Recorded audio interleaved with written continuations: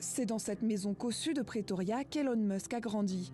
Aîné d'une fratrie de 3, il vit une enfance privilégiée, vacances en Europe, ski nautique, chevaux. Il ne manque de rien grâce à son père, un riche ingénieur en mécanique, progressiste anti-apartheid.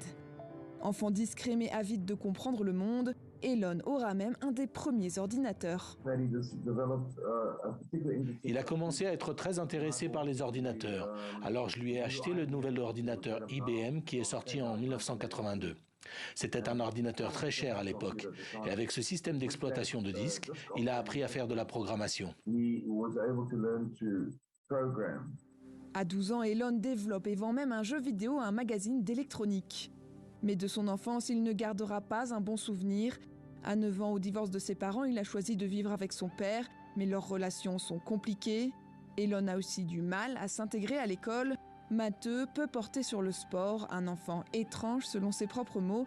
Il est harcelé et finit même à l'hôpital. On élevait les garçons à la dure pour devenir des hommes tenaces. C'était faire du camping, des activités nature, du sport physique comme du rugby. Et je pense que ça vient vraiment de sa jeunesse, cette façon qu'il a d'être dur, d'avoir la peau dure. Ça se voit, il ne se laisse pas facilement effrayer, il sait gérer les attaques. Elon finit sa scolarité ici, au très chic lycée pour garçons de Pretoria. Toujours aussi discret, on l'aperçoit seulement sur sa photo de promotion, avec les honneurs en sciences et informatique. C'était un élève plutôt discret, et déjà à cet âge, c'était un grand rêveur. De nombreux professeurs se souviennent de lui, assis en classe, à juste lire ses livres de science-fiction. Il est vraiment une sorte de héros pour beaucoup de nos garçons à cause de tout ce qu'il a accompli.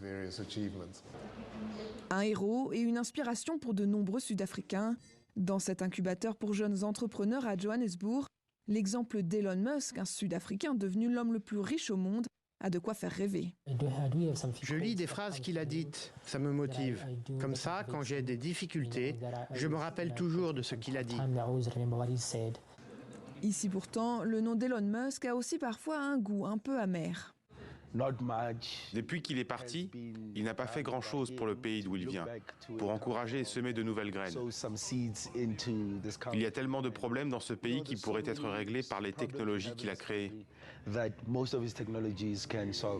Elon Musk avait 17 ans quand il a fait ses valises et quitté l'Afrique du Sud pour poursuivre ses rêves de grandeur au Canada puis aux États-Unis. Il n'est depuis presque jamais retourné dans son pays natal.